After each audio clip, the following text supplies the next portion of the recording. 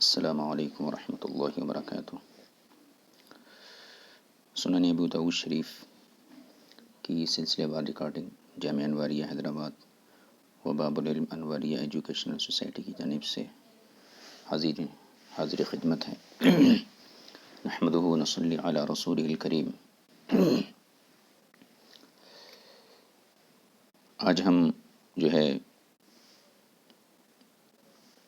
باب نمبر 35 کا آغاز کریں گے۔ باب من احق بالولد،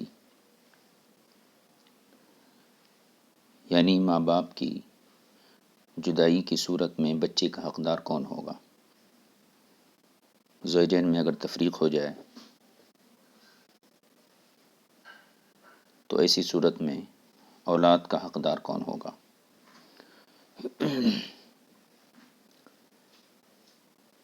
اس حق کو شریعت کی زبان میں حق حضانت کہتے ہیں، یعنی پرورش کا حق کسے حاصل ہوگا، ماں کو حاصل ہوگا یا باپ کو حاصل ہوگا۔ اسی مضمون کی احادیث اس باب کے اندر ذکر کی جائیں گی۔ حدیث نمبر 2276۔ حدثنا محمود بن خالد السلمی حدثنا الولید عن ابی عمرو یعنی الاوزاعی حدثنی عمرو بن شعیب عن ابیہ عن جدہ عبد اللہ بن عمرو ان امرأة قالت، عبداللہ بن عمر سے مروی ہے کہ ایک عورت نے آ کر عرض کیا، یا رسول اللہ، ان ابنی ھذا، بے شک یہ میرا بیٹا ہے، کان بطنی لہ وعاء، میرا شکم اس کے لیے پناہ گاہ تھا، یعنی دنیا میں آنے سے پہلے میرا پیٹ ہی اس کی پوری کائنات تھا اور وہی اس کی پناہ گاہ تھا۔ وثدی لہ سقا، اور میرا سینہ، میری چھاتی اس کے لیے غذا کے سامان کا ذریعہ تھا۔ سقا اصل اس کا تعلق پینے پلانے سے ہے، اور چونکہ ایام شیر خواری میں بچے کی جو غذا ہوتی ہے اس کا سارا تعلق پینے سے ہی ہوتا ہے، تو اس کو یوں کہہ سکتے ہیں کہ میری چھاتی اس کے لیے رزق کا ذریعہ تھی۔ وحجری لہ حوا، اور میری گود اس کے لیے آرام گاہ تھی۔ وَإِنَّ أَبَاهُ طَلَّقَنِي، اور بے شک اس کے باپ نے مجھے طلاق دے دی ہے۔ وَأَرَادَ أَن يَنْتَزِعَهُ مِنِّي، اور اس کے باپ کا ارادہ یہ ہے کہ وہ یہ بچہ مجھ سے چھین لے، حاصل کر لے، یعنی ایک تو مجھے طلاق دیا اور اس کے بعد وہ یہ چاہتا ہے کہ یہ بچہ مجھ سے چھین لے، تو یا رسول اللہ میں کیا کروں۔ فقال لها رسول اللہ صلی اللہ علیہ وسلم، تو حضور صلی اللہ علیہ وسلم نے فرمایا، انتی احق به ما لم تنکحی، یعنی تم اس بچے کی زیادہ حقدار ہو جب تک تم دوسری شادی نہیں کرتی ہو۔ اس حدیث پاک کے ظاہر سے یہی معلوم ہوتا ہے کہ والدین میں اگر جدائی ہو جائے تو حق حضانت یہ ماں کو حاصل ہوگا، یعنی ماں حق حضانت کے بارے میں سلسلے میں باپ پر مقدم ہے۔ دوسری حدیث پڑھیے، حدیث نمبر 2277۔ حدثنا الحسن بن علی الحلوانی حدثنا عبد الرزاق وابو عاصم عن ابن جریح اخبرنی زیاد عن ہلال بن اسامۃ ان ابا میمونۃ سلمہ، دو طریقے سے اس کا اعراب پڑھا جا سکتا ہے۔ ان ابو میمونۃ سلمہ مولا من اہل المدینۃ رجل صدق، بے شک ابو میمونہ سلمی جو کہ اہل مدینہ میں کسی کے غلام تھے اور یہ سچے انسان تھے، وہ کہتے ہیں، قال بینما انا جالس مع ابی ہریرہ، میں حضرت ابو ہریرہ رضی اللہ تعالی عنہ کے پاس بیٹھا ہوا تھا، جاءتہ امرأۃ فارسیۃ معها ابن لها، تو ایک فارسی عورت ان کے پاس آئی اور اس کے ساتھ اس کا بیٹا تھا۔ فدعیاہ، اور دونوں اس بچے کے بارے میں دعویٰ کر رہے تھے، یعنی میاں بیوی دونوں بھی اس بچے کے بارے میں دعویٰ کر رہے تھے. دونوں کا یہ دعویٰ تھا اس کو میں رکھتا ہوں. وطلقها زوجها، اور اس عورت کو اس کا شوہر طلاق دے چکا تھا. فقالت، تو اس عورت نے عرض کیا، یا ابا ہریرہ، اے ابو ہریرہ، ورطنت لہو بالفارسیتی، راوی کہتے ہیں کہ یہاں پہ چونکہ وہ فارسی عورت تھی، اس نے اپنی فارسی زبان میں حضرت ابو ہریرہ سے گفتگو کی. اس کا خلاصہ یہ ہے کہ زوجی یرید ان یذهب بابنی، کہ میرا شوہر میرے بچے کو لے جانا چاہتا ہے، اپنے پاس رکھنا چاہتا ہے. یہ بات وہ عورت فارسی زبان میں بولی. فقال ابو ہریرہ استحما علیہ، تو حضرت ابو ہریرہ نے فرمایا کہ جو ہے تم دونوں اس بچے کے لیے استحما علیہ، علیہ اسم حاضمین کا مرجع وہ بچہ ہے. استحما یہ سہم سے ماخوذ ہے. سہم کا معنی آتا ہے حصہ، اور جب باب استفعال میں اس کو لے کے آئیں گے تو پھر اس کے اندر طلب ماخذ کی کا معنی جو ہے پیدا ہو جائیں گا. استحما یعنی تم دونوں اس بچے کے لیے قرآن اندازی کرو. ورتنا لہا بذالک، ابو ہریرہ رضی اللہ تعالی عنہ نے بھی اس عورت سے اسی زبان میں بات کی، فارسی زبان میں. فجاء زوجہا، اس کا شوہر آیا. فقال، اور آ کے کہنے لگا، من یحاقنی فی ولدی، میرے بچے کے بارے میں مجھ سے کون کشمکش کر سکتا ہے، کون مجھ سے جھگڑا کر سکتا ہے، یعنی میرے بچے کو مجھ سے کون چھین سکتا ہے. فقال ابو ہریرہ، تو حضرت ابو ہریرہ نے فرمایا، اللہم انی لا اقول الا هذا، انی لا اقول هذا الا انی سمعت امرأة جاءت الى رسول اللہ صلی اللہ علیہ وسلم. حضرت ابو ہریرہ نے کہا، اللہم، اے اللہ، میں جو ہے اس سے مراد گویا کہ ایک مدد طلب کرنا ہے، یعنی اس مشکل مرحلے میں جو ہے میری مدد طلب فرما. آپ نے کہا کہ میں نے یہ قرآن اندازی کی بات جو کی ہے، ما لا اقول هذا، انی لا اقول هذا، میں نے یہ جو بات کہی ہے کہ قرآن اندازی کروں، یہ کیوں کہی ہے؟ صرف اس لیے الا انی سمعت امرأة جاءت الى رسول اللہ صلی اللہ علیہ وسلم، کیونکہ میں نے خود اپنے کانوں سے ایک عورت کا معاملہ سنا ہے جو رسول پاک صلی اللہ علیہ وسلم کی بارگاہ میں حاضر ہوئی تھی. وَأَنَا قَاعِدٌ عِنْدَهُ، اور میں حضور صلی اللہ علیہ وسلم کے پاس حاضر تھا.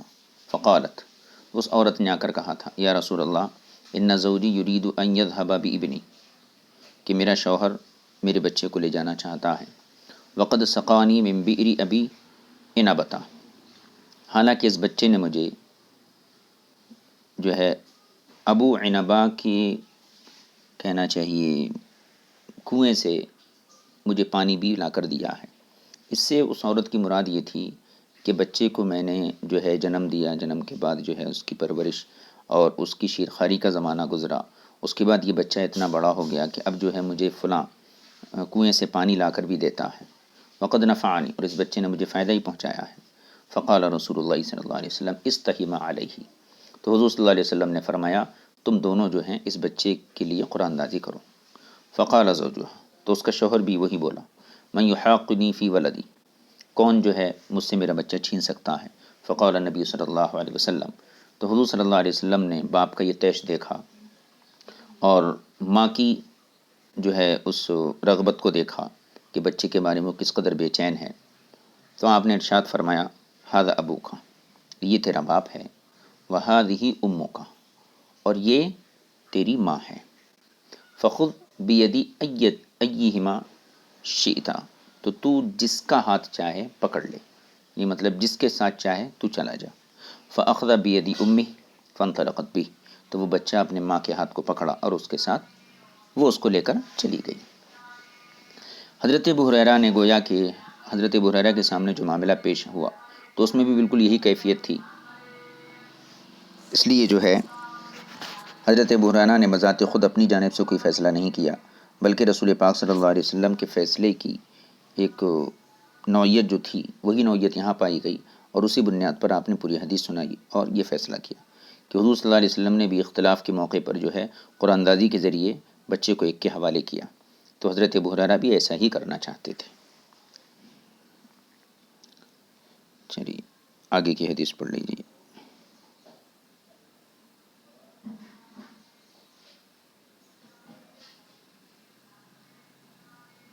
حدیث نمبر 2278۔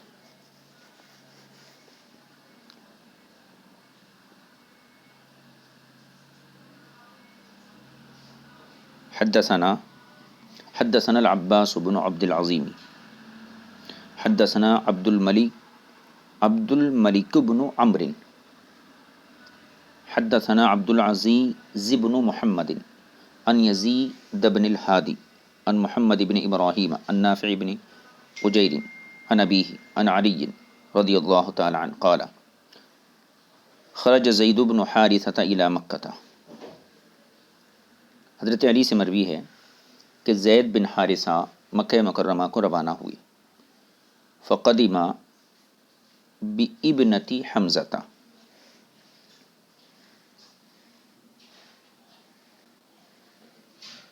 تو ان کا مقصد کیا تھا کہ حضرت حمزہ کی جو صاحبزادی، حضرت حمزہ جنگ جو ہے احد میں شہید ہو چکے تھے، تو ان کا مقصد یہ تھا کہ حضرت امیر حمزہ کی صاحبزادی کو ساتھ لے آئیں۔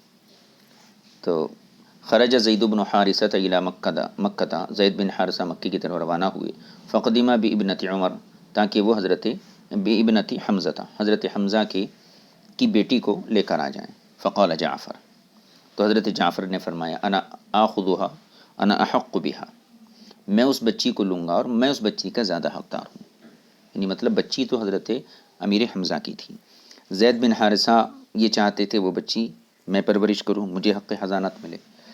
حضرت جعفر اپنے خاندانی نسبت سے یہ دعویٰ کر رہے تھے کہ میں اس بچی کو لوں گا، انا حق بہا، میں اس کا زیادہ حقدار ہوں۔ کیوں؟ ابنۃ عمی، وہ میرے چچا کی بیٹی ہے، وعندی خالتها، اور میرے نکاح میں ان کی خالہ ہے، وانما الخالۃ ام، اور خالہ بھی یہ ماں کے درجے میں ہوتی ہے، لہٰذا میں اس بچی کا زیادہ حقدار ہوں۔ فقال علی، اب یہ تیسرا معاملہ، حضرت علی نے فرمایا انا احق بہا، میں اس بچی کا زیادہ حقدار ہوں، امیر حمزہ کی بچی کا، ابنۃ عمی، وہ میرے چچا کی بیٹی ہے، وعندی ابنۃ رسول اللہ صلی اللہ علیہ وسلم، اور میرے نکاح میں حضور صلی اللہ علیہ وسلم کی بیٹی ہے، وہی احق بہا، بیٹی سے مراد حضرت فاطمہ، اور وہ یعنی حضرت فاطمہ احق بہا، امیر حمزہ کی بیٹی کو پرورش کرنے کی زیادہ حقدار ہیں۔ فقال زید، تو زید بن حارثہ نے کہا کہ جو ہے میں زیادہ حقدار ہوں، میں زیادہ حقدار ہوں۔ کیوں؟ اس لیے کہ اب ان کا کوئی مطلب خونی رشتہ تو نہیں تھا، لیکن چونکہ انہوں نے لمبا ایک طویل سفر جو ہے صرف امیر حمزہ رضی اللہ تعالیٰ عنہ کی بیٹی کے لیے کیا تھا، تو یہ کہنے لگے انا حق بہا، میں اس بچی کا زیادہ حقدار ہوں، انا خرجت الیہا، میں نے اس بچی کے لیے یہاں تک نکلا، وسافرت، اور میں نے سفر کیا، وقدمت بہا، اور جو ہے کہنا چاہیے میں اس بچی کے لیے آیا۔ تو حضرت فخرج النبی صلی اللہ علیہ وسلم، حضور صلی اللہ علیہ وسلم باہر تشریف لائے، فذکر حدیثا، اور بات آپ کی ذکر کی گئی۔ تو چونکہ حضرت زید بن حارثہ مکے گئے تھے، بچی کو لے کر آ گئے تھے، تو انہوں نے آخر میں جو ہے اپنی محنت و مشقت کو بیان کیا کہ میں نے اس بچی کے لیے وہاں تک سفر کیا، اور پھر مکے سے میں اس بچی کو یہاں لے کر آیا ہوں، تو میں زیادہ حقدار ہوں۔ جب یہ پوری گفتگو اور پوری بات حضور صلی اللہ علیہ وسلم کی خدمت میں پیش کی گئی، تو حضور نے فرمایا، راوی کہتے ہیں قال وَأَمَّا الْجَارِيَّةُ فَأَقْضِي بِهَا لِجَعْفَرٍ، حضور صلی اللہ علیہ وسلم نے فرمایا لیکن جو بچی ہے میں اس بچی کا فیصلہ جعفر کے لیے کرتا ہوں، یعنی حق حضانت جو ہے جعفر کو دیا جائے گا، تکونو ما خالتها، اور یہ بچی اپنی خالہ کے ساتھ رہے گی، وَإِنَّمَا الْخَالَةُ أُمٌّ، اور بے شک خالہ یہ ماں کے درجے میں ہوتی ہے۔ اس حدیث پاک میں حضرت امیر حمزہ کی بچی کے لیے 3 لوگوں نے جو ہے اپنا دعویٰ پیش کیا، جن میں 2 کا جو ہے باضابطہ حضرت امیر حمزہ کی بیٹی سے تعلق تھا۔ حضرت علی رضی اللہ تعالی عنہ کا تعلق یہ تھا کہ آپ کی نکاح میں جو ہیں کہنا چاہیے حضور صلی اللہ علیہ وسلم کی بیٹی تھیں، اور حضرت امیر حمزہ کی جو بیٹی ہیں تو ان کا ایک دم خونی رشتہ ہے، اور خود حضرت علی کا بھی یہ اپنا خاندان تھا. اسی طریقے سے حضرت جعفر، ان کا بھی ایک رشتہ تھا کہ امیر حمزہ یعنی وہ بچی جو امیر حمزہ کی بچی تھی ان کی جو خالہ ہیں وہ حضرت جعفر کے نکاح میں تھیں. اس لیے جو ہے ان کا بھی اپنا خونی رشتہ تھا.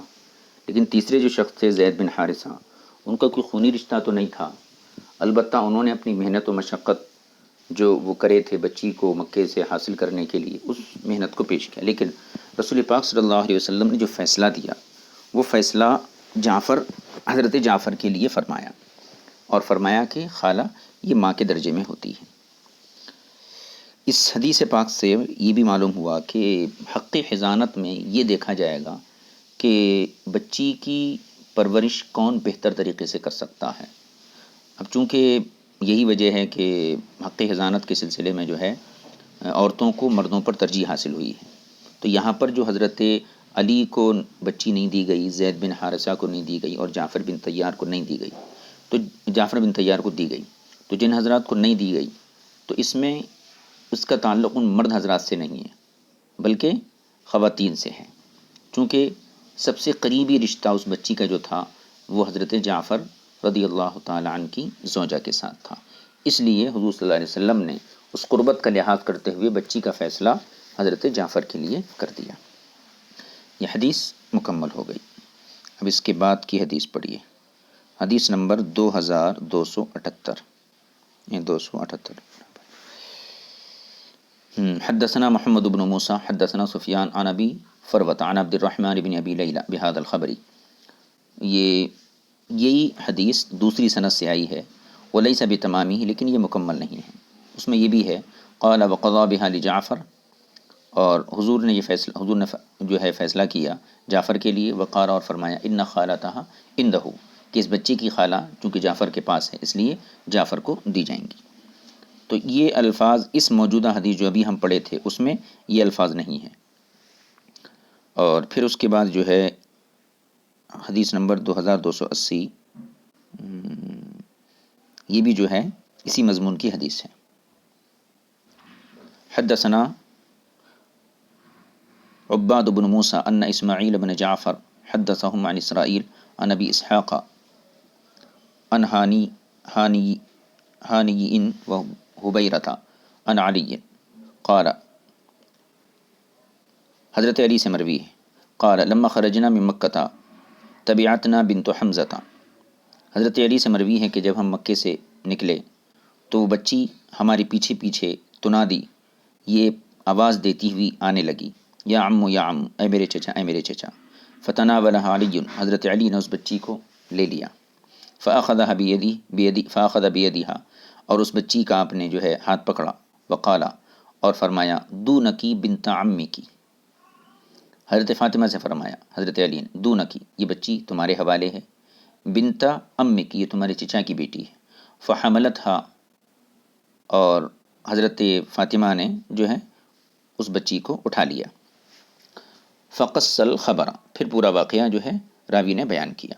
وقال جعفر، اور جعفر نے یہ کہا کہ ابنت عمی، یہ میرے چچا کی بیٹی ہے. وخالتها تحتی، اور اس کی جو خالہ ہے وہ میرے نکاح میں ہے. فقضى بها النبی صلی اللہ علیہ وسلم لخالتها، تو حضور صلی اللہ علیہ وسلم اس بچی کا فیصلہ اس کی خالہ کے حق میں کر دیے. وقال، اور فرمایا الخالۃ بمنزلۃ الام، خالہ جو ہے یہ ماں کے درجے میں ہوتی ہے. یہ باپ کی حدیثیں پوری ہو گئیں. اب ان 4-5 جو حدیثیں ہم پڑھے ابھی، ان حدیثوں میں جو مضمون بیان کیا گیا ہے وہ یہ کہ والدین میں اگر تفریق ہو جائے، تفریق کی ایک صورت تو یہ ہے کہ شوہر اپنی بیوی کو طلاق دے دے، تو اولاد کی پرورش اور حق حضانت کس کو دیا جائے گا. اور جدائی کی دوسری صورت یہ ہے کہ شوہر کا انتقال ہو جائے تو چھوٹے بچے کی یا بچی کی پرورش کا ذمہ دار کون ہوگا. تو پہلے یہ ذہن میں رکھیں حضانت کسے کہتے ہیں. حضانت لغوی اعتبار سے جو ہے یہ اس کا مطلب ہے پرورش کرنا، اور شریعت میں حضانت کا مطلب یہ ہوتا ہے کہ جو اپنے امور اپنے معاملات بذات خود انجام نہیں دے سکتا تو اس کے مصالح کے مطابق اس کی تربیت کرنا، اس کی پرورش کرنا، یہ حضانت ہے۔ حضانت دراصل ایک شرعی حق ہے، اس میں بچے کی بہتر پرورش اور عمدہ تربیت کو مد نظر رکھا جاتا ہے۔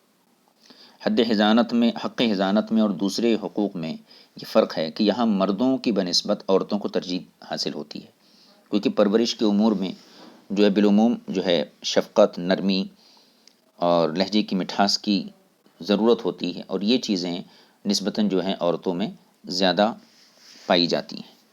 اسی بنیاد پر جو ہے بچوں کی پرورش کے سلسلے میں عورتوں کو ترجیح حاصل ہوتی ہے۔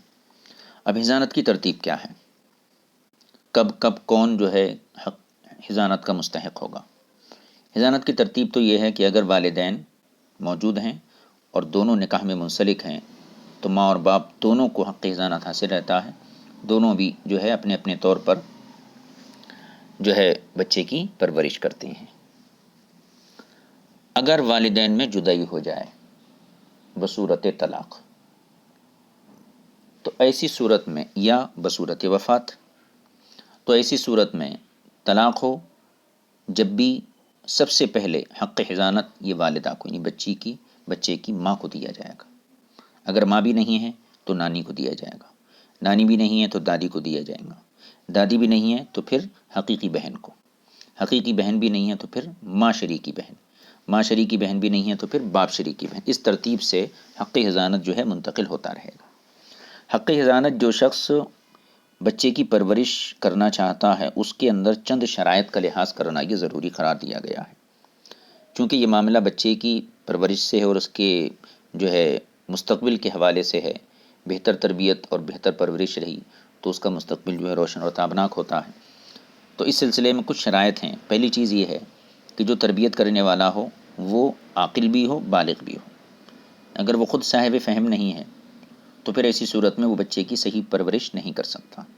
دوسری چیز یہ ہے اگر پرورش کرنے والی خاتون کافرہ ہو تو اس کو حق حضانت تو ملے گا، لیکن کب تک دیا جائے گا؟ جب تک بچہ دین اور مذہب کی باتیں سمجھنے کے قابل نہ ہو۔ جب بچہ اس منزل میں اس عمر کو پہنچ جائے کہ دین وغیرہ مذہب کو سمجھ سکتا ہے تو اس کے بعد جو ہے اس عورت سے حق حضانت یہ ساقط کر دیا جائے گا۔ تیسری چیز یہ ذہن میں رکھیں کہ مربی یعنی تربیت کرنے والا شخص ایسا فاسق نہ ہو کہ جس کے فسق سے اور جس کی بدکرداری سے یا جس کی جو ہے زندگی کے مشاغل سے اور امور سے بچے کی تربیت پر اور اس کی کردار اخلاق پر برا اثر پڑے۔ ایسا شخص اگر تربیت کرنا چاہتا تو اس کا حق حضانت یہ ساقط ہو جاتا ہے۔ چوتھی چیز یہ ہے کہ تربیت کرنے والا ایسا شخص ہو جو خود جو ہے تربیت اور پرورش کرنے کے قابل بھی ہو۔ اگر وہ شخص ایسا ضعیف ہے کہ انتہائی عمر رسیدہ ہے یا پھر نابینا ہے یا پھر بیمار ہے تو وہ خود اپنے امور انجام نہیں دے سکتا تو پھر بچے کی پرورش کا ذمہ اس کے اوپر کیسے ڈالا سکتا ہے؟ اس لیے ضعیف، بوڑھا، بیمار یا نابینا ایسے اشخاص جو ہیں ان سے تربیت ساقط ہو جاتی ہے، حق حضانت جو ہے ختم ہو جاتا ہے۔ اسی طریقے سے اگر تربیت کرنے والی خاتون ہے، عورت ہے، وہ بچے کی پرورش کریں گی، لیکن جب وہ کسی اجنبی سے نکاح کر لے، مثلا والدہ خود ماں اپنے بچے کو پرورش کر رہی ہے، حق حضانت حاصل ہو گیا اس کو، اب وہ بچے کی پرورش میں ہے، تو یہ پرورش کا حق اس کو اس وقت تک رہے گا جب تک وہ کسی اجنبی سے شادی نہیں کر لیتی۔ اگر وہ عورت کسی اجنبی سے نکاح کر لے گی تو حق حضانت یہ ساقط ہو جائے گا۔ لیکن اگر ایسا ہو کہ بچے کی ماں یا بچے کی تربیت کرنے والی خاتون کسی ایسے مرد سے نکاح کرے جو بچے کے قریبی رشتہ داروں میں سے ہو تو ایسی صورت میں اس عورت یا اس ماں کا حق حضانت جو ہے یہ ساقط نہیں کیا جائے گا۔ تو یہ چند شرائط کا لحاظ رکھنا حق حضانت میں ضروری ہے۔ اب آخری بات یہ ہے کہ حق حضانت کی مدت کیا ہے، پرورش کی مدت کتنی ہے؟ تو اس سلسلے میں احناف کا موقف یہ ہے کہ بچے کی والدہ، بچہ اگر اپنی والدہ کی پرورش میں ہو تو اس وقت تک اسے حق حضانت حاصل ہوگا کہ بچہ اپنی پرورش سے بے نیاز ہو جائے، یعنی اپنے سے کپڑے پہن سکتا ہو، اپنے سے منہ ہاتھ وغیرہ دھو سکتا ہو اور اپنے سے اپنے امور انجام دے سکتا ہو، اس وقت تک اسے حق حضانت حاصل رہے گا۔ اور یہ مدت تقریباً جو ہے 7 برس کے آس پاس ہوتی ہے۔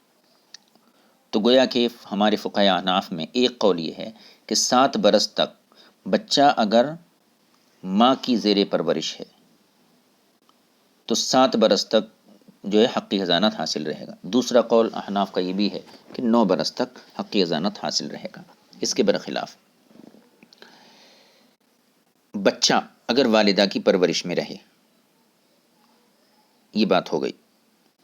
بچی اگر ماں، نانی، دادی ان تینوں کی زیر پرورش ہو تو پھر بالغ ہونے تک ان کے علاوہ کوئی اور شخص پرورش کا حق نہیں رکھتا ہے، اور اس کی مدت جو ہے فقہا نے 9 سال بیان کی ہے کہ 9 سال تک یہ لوگ بالاتفاق جو ہیں پرورش کا حق رکھتے ہیں۔ اور اس سلسلے میں جس حدیث کو یہاں پر جو ہے آپ ذکر کر سکتے ہیں وہ یہ ہے کہ حضور نے ارشاد فرمایا مروا اولادکم بالصلاۃ وہم ابناء 7، اور جب تمہارے بچے 7 سال کے ہو جائیں تو انہیں نماز کا حکم دو، وضربوہم علیہا وہم ابناء 10، اور جب وہ 10 سال کو پہنچ جائیں تو نماز نہ پڑھنے پر ان کو تنبیہ کرو اور ضرب کے ذریعے جو ہے نا نماز کی طرف لے کر جاؤ۔ تو اس حدیث پاک سے بھی یہ معلوم ہوتا ہے کہ 7 سال کی عمر یہ ایسی عمر ہے جس میں بچہ جو ہے شعور اور فہم اس جو ہے کی عمر کو پہنچ جاتا ہے، باتوں کو سمجھتا ہے اور اپنے جو ذیلی کام ہیں وہ خود انجام دے سکتا ہے۔ اس لیے بعض فقہا نے 7 سال کی عمر مقرر کی ہے، بعض نے 9 سال کی، اور بچی کے لیے 9 سال کی عمر مقرر کی گئی ہے۔ حق حضانت کا آغاز جو ہے پرورش کا، یہ جو ہے جیسے کہ میں نے عرض کیا کہ اس میں خواتین جو ہیں یہ مرد حضرات پر مقدم سمجھی جاتی ہیں۔ اب دوسرا باب پڑھ لیجیے، باب فی عدت المطلقتی، یہ ہے باب نمبر 36، یعنی مطلقہ کی عدت کا باب۔ اس باب میں وہ احادیث بیان کی جائیں گی جس میں مطلقہ کی عدت کو بیان کیا جائے گا۔ حدیث نمبر 2281، حدثنا سلیمان بن عبد الحمید البحرانی، حدثنا یحیی بن صالح حدثنا اسماعیل بن عیاش حدثنی عمر بن مہاجر عن ابیہ عن اسماء بنت یزید بن السکن الانصاریۃ انها طلقت على عهد رسول الله صلی اللہ علیہ وسلم ولم يكن للمطلقة عدة فأنزل الله عز وجل حين طلقت أسماء بالعدة للطلاق فكانت أول من أنزلت فيها العدة للمطلقات۔ یہ پوری حدیث ہو گئی۔ حضرت اسماء بنت یزید بن سکن انصاریہ ان سے مروی ہے، انہا طلقت علی عہد رسول اللہ صلی اللہ علیہ وسلم، حضور صلی اللہ علیہ وسلم کے زمانہ اقدس میں انہیں طلاق ہو گئی۔ ولم یکن للمطلقۃ عدۃ، اور اس زمانے میں، اس دور میں طلاق شدہ عورتوں کی عدت نہیں ہوتی تھی۔ فانزل اللہ عز وجل حین طلقت اسماء، تو اللہ تبارک و تعالی نے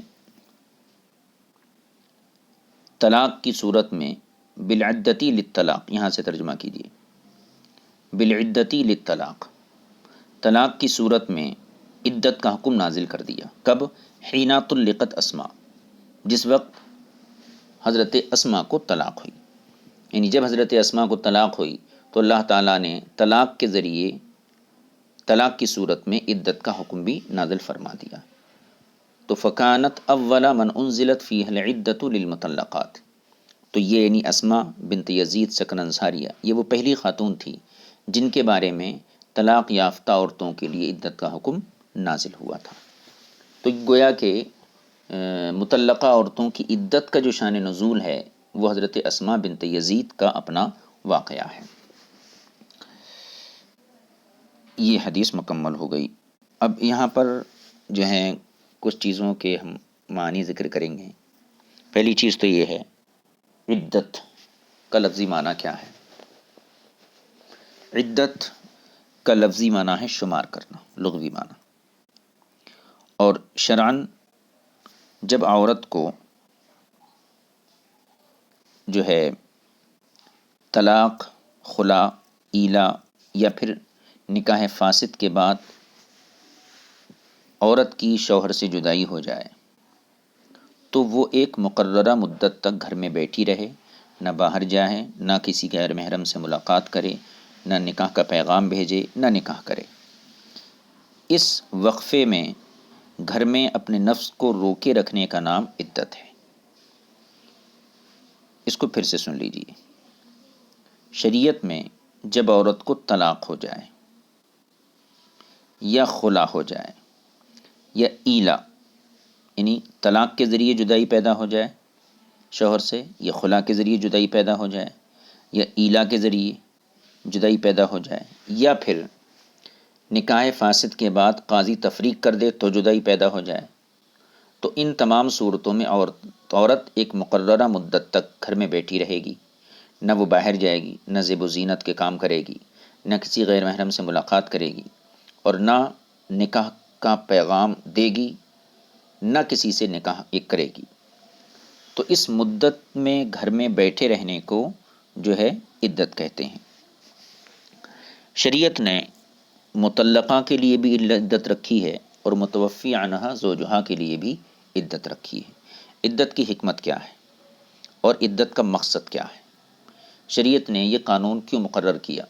تو اس سلسلے میں گزارش یہی ہے کہ ہمارا دین جو ہے یہ ایک فطری دین ہے، اور فطری دین کا مطلب یہی ہے کہ انسان کی فطرت جس چیز کا تقاضا کرتی ہے اور جس چیز پر بآسانی جس طرح مڑ سکتی ہے، اسی چیز کا اللہ تعالیٰ حکم دیتا ہے۔ تو پہلے ہم عدت کی مدت بیان کرتے ہیں۔ اب چونکہ مطلقہ یہ الگ ہوتی ہے، متوفی عنہا زوجہا یہ الگ ہوتی ہے، تو مختلف قسم کی عورتیں ہوتی ہیں جو اپنے شوہر کے رشتے سے آزاد ہو جاتی ہیں، لہذا ان کی عدت کا معاملہ بھی الگ الگ ہے۔ دوسری چیز یہ، عورتوں کے اپنے حالات بھی ایک دوسرے سے مختلف ہوتے ہیں۔ بعض عورتیں جو ہیں غیر حاملہ ہوتی ہیں، بعض عورتیں حاملہ ہوتی ہیں، بعض عورتیں مطلقہ ہوتی ہیں تو بعض عورتیں متوفی عنہا زوجہا ہوتی ہیں، تو یہ ان کے حالات بھی الگ الگ ہیں، لہذا عدت کی جو مدت ہے عدت کی تو وہ بھی مختلف رہے گی۔ عدت، جو عورت کو طلاق دے دی گئی یا نکاح فاسد ہوا تھا، پھر قاضی نے دونوں کے درمیان جدائی پیدا کر دی اور یہ حیض والی تھی، پھر سنیے، مطلقہ اور نکاح فاسد والی عورت جس کے درمیان اور شوہر کے درمیان جدائی پیدا کر دی گئی اور ان کو حیض بھی آتا ہو، ان تینوں قسم کی عورتوں کی جو عدت ہے وہ مکمل 3 حیض ہے، مکمل 3 حیض ہے۔ والمطلقات یتربصن بانفسہن 3 قروء، یہ امام اعظم ابو حنیفہ رضی اللہ تعالیٰ عنہ کا مسلک ہے۔ اسی طریقے سے شبہ جماع، یعنی شبہتاً جس عورت کے ساتھ جماع ہو گیا، صحبت ہو گئی، اس کی بھی یہی عدت ہے، اس کی بھی یہی عدت ہے۔ شبہ جماع کا مطلب کیا ہے؟ ایک شخص نے دوسرے کی بیوی کے ساتھ یہ سوچ کر صحبت کر لی کہ یہ میری بیوی ہے، تو اس کو شبہ ہو گیا۔ شبہ کے نتیجے میں جو ہے اب وہ جو ہے جو عدت گزاریں گی، تو پھر ایسی صورت میں اس کی عدت بھی 3 حیض ہے۔ تو مطلقہ کی عدت بھی 3 حیض، نکاح فاسد کے ذریعے جو جدائی پیدا کر دی گئی اس عورت کی عدت بھی 3 حیض۔ شرط یہ ہے کہ یہ دونوں بھی عورتیں جو ہیں حیض والی ہوں، تو مکمل 3 حیض ان کی عدت ہے۔ یوں ہی شبہ جماع والی کی عدت بھی 3 حیض ہے۔ اس کے علاوہ اگر کسی عورت کو کم سنی یعنی کم عمر ہونے کی وجہ سے یا پھر بانجھپن کی وجہ سے حیض نہ آتا ہو، چونکہ عورت اگر بہت چھوٹی ہے اور سن شعور کو، سن بلوغ کو نہیں پہنچی ہے، تو پھر اس کو حیض نہیں آتا ہے، یا پھر عورت عمر رسیدہ یعنی کہنا چاہیے بانجھ ہو جاتی ہے، اولاد دینے کے قابل نہیں رہتی ہے، تو اس صورت میں اس کو حیض نہیں آتا ہے۔ تو ایسی عورتیں کہ جن کو حیض نہیں آتا ہے، چاہے وہ کمسنی کی وجہ سے نہ آتا ہو یا پھر بانجھ پن کی وجہ سے نہ آتا ہو، ایسی عورتوں کی جو مدت ہے وہ 3 ماہ ہے۔ جن کو حیض آتا ہے ان کی مدت 3 حیض، اور جن کو حیض نہیں آتا ان کی مدت 3 مہینے۔ تیسری صورت، متوفی عنہا زوجہا، وہ عورتیں جن کے شوہر کا انتقال ہو چکا ہے، ان کی عدت 4 مہینے 10 دن ہے۔ والذین یتوفون منکم ویذرون ازواجا یتربصن بانفسہن ثلاثۃ قروء یتربصن بانفسہن 4 اشہر وعشرہ، 4 مہینے 10 دن ان کی عدت ہے جن کے شوہر انتقال کر چکے ہیں۔ اب جن کے شوہر انتقال کر گئے ان عورتوں کی 2 صورتیں ہیں۔ ایک صورت تو یہ ہے کہ وہ حاملہ نہ ہوں، اگر وہ حاملہ نہیں ہیں تو ان کی عدت یہی ہے 4 مہینے 10 دن، اور وہ عورت جس کا شوہر انتقال کیا اور عورت حاملہ ہے تو اس کی جو عدت ہے وہ وضع حمل ہے۔ اسی طریقے سے جس عورت کو طلاق دی اس کے شوہر نے اور وہ عورت حاملہ ہے تو حاملہ ہونے کی صورت میں اس کی عدت بھی وضع حمل ہے۔ تو خلاصہ یہ ہے کہ مطلقہ اور نکاح فاسد کے ذریعے جدائی حاصل کرنے والی عورت جبکہ انہیں حیض آتا ہو، ان کی عدت 3 حیض ہے۔ یوں اسی طریقے سے شبہ کی بنیاد پر جس سے جمع ہو گیا اس عورت کی عدت بھی 3 حیض ہے۔ ہاں اگر ایسی عورت ہو جس کو کم سنی کی وجہ سے یا بانجھ پن کی وجہ سے حیض نہیں آتا ہے تو پھر اس کی عدت 3 مہینے ہے۔ تیسرا مسئلہ، جس کے شوہر کا انتقال ہو گیا اس کی عدت 4 مہینے 10 دن ہے۔ اب ایک عورت وہ ہے کہ جس کے شوہر کا انتقال ہوا لیکن وہ حاملہ ہے، تو ایسی عورت کی عدت وضع حمل ہے، بچے کی پیدائش کے ساتھ ہی اس کی عدت ختم ہو جائے گی۔ اور اسی طریقے سے ایسی عورت جس کو اس کے شوہر نے طلاق دی اور اس وقت وہ حاملہ تھی تو اس کی عدت بھی وضع حمل ہے، بچہ پیدا ہونے کے ساتھ ہی اس کی عدت یہ ختم ہو جائے گی۔ حتیٰ کہ حضرت عمر رضی اللہ تعالیٰ عنہ کا ایک فیصلہ اور آپ کا ایک فتویٰ ہے کہ اگر کسی عورت کا شوہر مر گیا اور عورت حاملہ ہے اور شوہر کا جنازہ ابھی گھر میں ڈولے میں رکھا ہوا ہے، اتنے میں بچے کی پیدائش ہو گئی تو اسی وقت اس کی عدت یہ ختم ہو جاتی ہے۔ انشاءاللہ تعالیٰ اس سلسلے میں جو ہے جو باقی دلائل ہیں ان ابواب کے اختتام پر ان دلائل کو جو ہے ذکر کیا جائے گا۔ امام اعظم ابو حنیفہ رضی اللہ تعالیٰ عنہ کی طرف سے اس سلسلے میں جو دلائل پیش کیے جاتے ہیں ان سب کو انشاءاللہ تعالیٰ پیش کیا جائے گا۔